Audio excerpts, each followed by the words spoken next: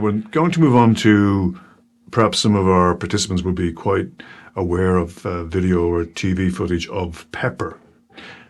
Yeah, I mean, if people think of a robot, often Pepper is, one that you might have seen. It's a sort of the iPhone of robots, I suppose, and in fact, it's made in the same factory as iPhones in Foxconn in China. So it's not surprising that it shares many aspects of an iPhone. It's the most hyped social robot. And it's become the sort of the poster child in some ways for the Japanese robot industry. It's made by or it was for a period of time anyway, made by SoftBank Robotics, and SoftBank is one of the biggest Japanese technology corporations. And for a time, Pepper was part of their portfolio of products. It was really designed as a customer care robot for use in public settings like shopping centres, airports, museums, government offices, restaurants, anywhere where the public would come in, maybe have to be greeted, where they might have questions, and the person might need to be directed to a particular office or a particular part of a museum or off to a shop or something like that.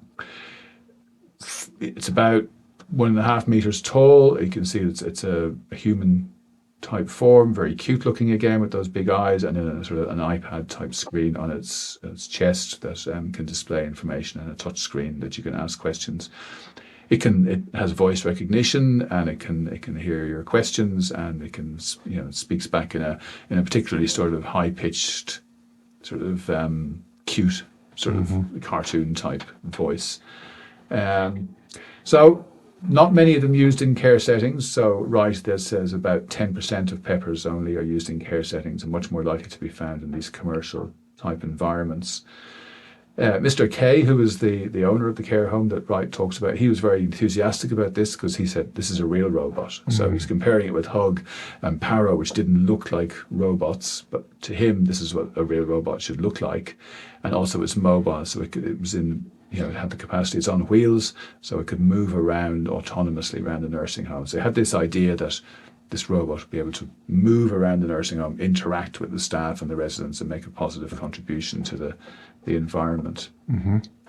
And Wright makes the point, is this the type of robot that could automate care? Is this something that could actually start to replace staff in care homes? And that's an important question, I think, for everybody working in health and care sectors. Will robots take our jobs? That's the classic question.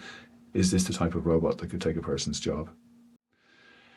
When it actually came to using Pepper in the nursing home, there was a number of issues. One was problems over functionality and usability. So, as you know, John, we have another robot, a Now robot, which is a cousin of Pepper, comes from the same company. And it would be fair to say that we've had a lot of difficulty in getting it to work. Incredible. The software packaging, responding to instructions, issues around connectivity over the Wi-Fi. It is quite frustrating setting it up. Yeah, so it's challenging to get the robot to work in the way that it works in the lovely videos that you see on the websites and so on. So they experience the same issue in the nursing home. Technical support had to be called in to make the robot work properly, etc. Often it didn't do what it was supposed to do, and so on. So there was just problems in getting the robot to work properly and to do what it was supposed to do. On the other side, there was also the actual usability of the robot. So saying, can you imagine a scene where you've got a group of people sitting in chairs or standing, and this robot is supposed to be leading the exercises? Yeah. Now, because Pepper is only 1.5 meters tall, a lot of people couldn't see the robot. So if they're sitting down, there's a person sitting in front of them, they can't actually see the robot. So they can't see the robot doing the exercises. And the voice recognition doesn't really work well in a noisy nursing home environment. So Pepper couldn't actually respond to the voice controls. And then because of the sort of high-pitched, squeaky voice that Pepper speaks in, a lot of the people couldn't hear Pepper either giving instructions.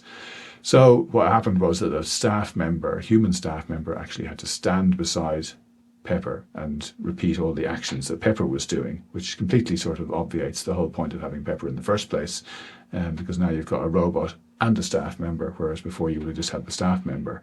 So in fact, there's more work rather than less work involved. And there was concerns over the cost. So Pepper is about €12,000, I think, to buy. Nursing home had this on loan. They weren't actually buying Pepper. But staff were saying, well, if you have that sort of money to spend on a robot, much better to spend on our wages, for example. Pay us better and we can do the work. And then ironically, because Pepper was in a sense so bad at doing its job and had these issues, I mean, people said Pepper is hard of hearing. Doesn't hear very well. Pepper is, pretty slow on following instructions and doesn't often do what you want. And Pepper, can easily be knocked over and damaged and has to be treated carefully. In fact, Pepper became one of the residents of the nursing home, effectively, and became a cared for robot rather than a caring robot. So people actually had to look after Pepper and make sure that Pepper was okay, in the same as they would for one of the residents of the nursing home. So that's a sort of a turnaround for the books, and rather ironic that Pepper the care robot became Pepper the cared for robot. And Perry, that was anticipated, wasn't it, in the works of Dutenholm back in the late 2017s, 2018s, that she suspected from her research that this could be a feature of the relationship between humans and robots? Yeah, and it's something really worth thinking about. I mean, if you think back to Paro that we discussed earlier, Paro is a robot that's designed to be cared for. Paro doesn't actually do much in a sense of any particular actions. It's there to be looked after and to be responded to. So, in a sense, the Pepper here was fulfilling a similar function, that it was being cared for rather than doing anything particularly useful around the nursing home. Now, maybe that's a very good thing. Maybe having robots that we care for rather than care for us is the way that care robots might go. Because caring is a very complex, both physical and emotional and communicative practice, and it might be a really big challenge for robots to be able to do it effectively for quite a few years to come, if ever. Whereas we can certainly think of the notion of caring for particular types of technologies, and maybe that's the direction care robots will go. And that would have therapeutic value in its own right. It may well, yeah, and certainly worth investigating.